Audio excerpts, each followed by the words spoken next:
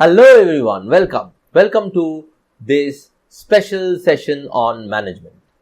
Today we are going to discuss a very special concept of management, and that is nudge theory. This theory gave its creator Richard Thaler the 2017 Nobel Prize. So what's so special about this theory?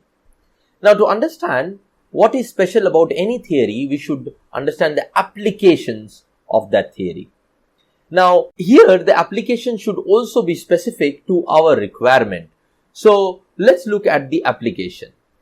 The first very specific application of this theory, and that this has nothing to do with the importance of the theory, this has everything to do with the exam in which we are sitting. Yes, RBI Grade B. This theory is a part of the RBI Grade B syllabus. So, therefore, obviously, we should know about this theory so that we can answer questions. Okay? So that was application specific to us. But what applications of this theory makes this theory special? Let me show you some example. If you know this theory or can apply this theory, you can nudge your parents to get you whatever you like. If you are good at this theory, you can nudge your special friend, your girlfriend, your boyfriend to do as you want. Imagine full control over your girlfriend or boyfriend. How great is that? This theory can do that. Nudging the recruiters to in recruiting you can do that. Nudging your customers to take the right choice, you can do that with the help of this theory.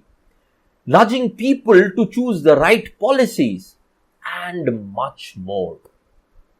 So these are the applications, some of the applications that can happen. Obviously, I created the applications in and around you so that you can associate with the applications. But essentially you can understand the length and the breadth of the application of nudge theory. It essentially is helpful to you from your from the personal life to your professional life to your public life. Everywhere nudge theory can be used and you can benefit from it, right? Okay, so let's draw the curtains off and watch what nudge theory is all about. Now, we would first look at a real life case. I'll give you a real life case and you'll have to think, what will you do if you were in the place of this manager, right? You can pause the lecture and type in your solution to this problem in the comment section, because then when you resume the lecture and I tell you about nudge theory and how nudge theory can help you solve this problem, you can match whether what you thought was relevant or not to the solution of the problem. So let's look at the case. You are the manager of Dreamscape's multi-story office towers in Delhi. You have a huge issue of littering and spitting in lifts and staircases. Now, it's an everyday problem for us in many buildings. Every day you get the building cleaned and every day after office hours you end up with the same dirty lift and staircase. Surprisingly, the office premise of each company is spick and span. It's very clean. So you are an office rental space or a place where you give offices out. So, and a multi-story building at that. So there are many offices housed inside that building, but the maintenance of the building is with you, right? So in the building public areas, you have spitting problem, you have littering problem, not inside the office areas. Their personal offices are clean. You have imposed heavy fines, put up notices in every office, but still you aren't able to control it. What do you do? Right? So this is a case. Now, how would nudge theory help you to solve this case? We'll look at it. But before that, let's look at what is a nudge. We'll have to understand nudge theory to solve it with the help of nudge theory. First, understand one thing, that the applications of nudge theory are not new. Yes, Richard Thaler came out with the theory in 2008, But that does not mean that nudge theory or the things that happen through nudge theory haven't been used earlier. It has been used for ages. People who had been intelligent had been using the applications of nudge theory for ages. It is just that Richard Thaler made it in a form of a concept so that it is easy to apply. So what is a nudge? Now, before we understand what is a nudge, we'll have to understand how do people decide on a certain issue.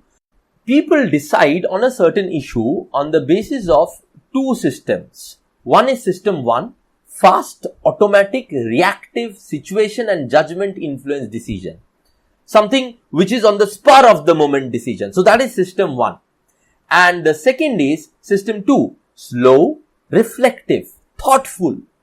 You want to do something, you want to get a result, and that drives your decision. That is system 2. Okay, right. So a reactive one, system 1, proactive one, system 2. Now this system 1 and system 2 type of decision making was given by Kahneman.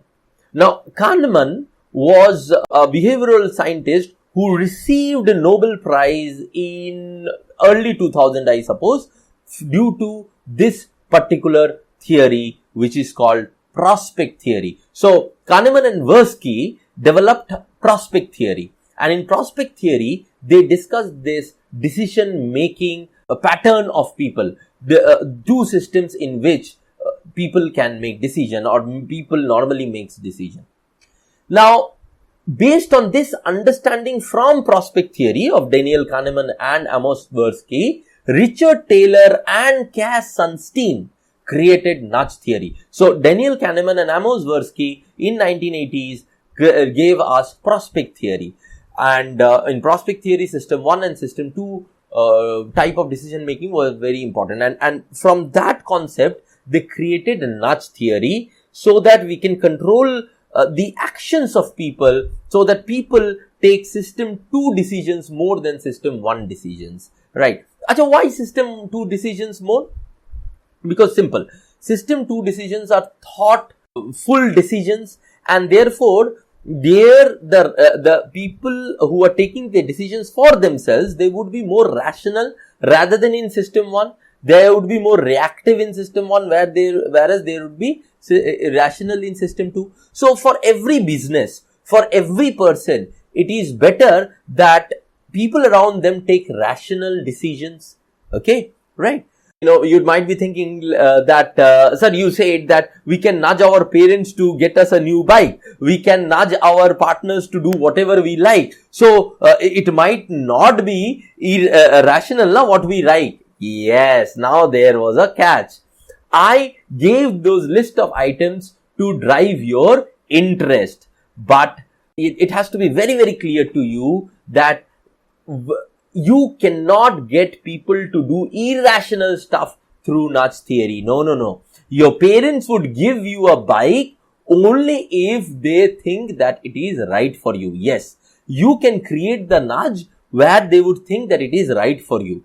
But you cannot cheat them. You cannot manipulate them. Same goes for your girlfriend or boyfriend. If they think that it is right, they would do it. If they think that it is not right, they would not do it. Okay. So don't have lofty ideas that with nudge theory you will be able to manipulate your parents and your special friends. No, that would not happen. Yes, but sometimes it happens that you are logical but you are not able to explain. Nudge theory would help you do that. So now let's look at what is a nudge. So a nudge is something which gets people from system 1 decision making to system 2 decision making. A nudge aims to influence the choice one makes, but without taking away the power to choose. Right? It's not manipulation. As I just told you, you would nudge your parents to take a decision that is in your favor. Right? But you cannot manipulate, because ultimate power to decide or choose will lie with the individual. In the case of your parent. In the case of your special friend. In the case of people. Right? Okay? So that is nudge. Got the idea? Now, let me show you some examples to make it more clear. Traditional versus nudge theory. So what would a traditional reactive system decision making do and what a nudge theory system 2 based decision making do. Ordering a child to do something, traditional way, whereas nudge theory way would be to do that thing with the kid as a game, right? Now, if you are on a diet, so one way of doing it is to take a large plate and then weigh every food you eat so that you have the budget of the calorie. So that is one way. Another way, or a smarter way, is to take a small plate. Nudge theory application. Take a small plate. See, understand, the nudges are not only for other people. The nudges can be to you also. When you are on a diet, you need to give yourself nudge. When you are on a fitness drive, you yourself has to give yourself nudges. For example, if you are on a fitness drive, one traditional way is to go to gym every day and exercising, but that's so that's so tough. How many times it has happened that we have joined the gym and have left it? Many a times, right? Nudge theory way would be, one part of the solution would be to take stairs to work or at home. So you are doing the workout, you are doing the exercise, but in a different way. So these are the differences. These are the differences between traditional way of working and nudge theory way of working. Got it? So nudge is to get people from system 1 to system 2. Now let's go back to our case. So this was the case. Anna. So how would we solve it? Now let's look at the solution. What do we need to do at the solution? At the solution, you should be able to nudge the people who come to your building not to spit, not to litter. That is what you need them to do, right? They should not litter. The nudge should be enough to make them not litter, to make them not spit. So, you have tried requesting them, you have tried putting up a fine. It has worked, but it has not worked much. You are not able to control it. So one way can be to create a nudge, to create a push that will make them not spit or not litter. So what that can be? One way would be put images of gods and pious items on stairs and walls of the lift, so that the people are nudged not to spit.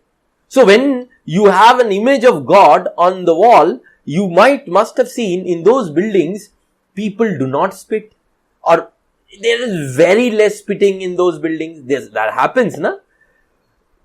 And then for littering, put attractive litter boxes at places where they are easily visible, where people congregate. Now, how many times it has happened to you also that you want to put a packet in the dustbin, but there is no dustbin in front of you. So, even if you do not want, even if you are educated, you end up throwing the packet on the road. So, if the dustbins are many and visible enough, then the habits of people change, right? Okay. So, these two things we can do. Now, as I told you, that nothing in nudge theory or the actions that would come after nudge theory are not new. But what Thaler has done, Thaler has coded it, created a code through which you can arrive to these kinds of solutions fast. Okay? So, that was your nudge theory. Interesting, na? And so practical, amazingly practical theory. This is the reason why Richard Thaler was given Nobel Prize for this theory. Now, obviously this was just an introduction to this theory. The actual theory is much more complex and a lot of extensive stuff happens out there. To a little bit of detail, we have done it in our course of RBI Grade B. So, if you have that course, you are part of that course, you should refer to the Mixed Learners Concept 7 lecture. There you would find prospect theory, nudge theory, everything in detail, and the link between the two also, so that you are able to answer questions based on the link if it comes. Okay, right? So that was all for today. Thank you very much and bye-bye.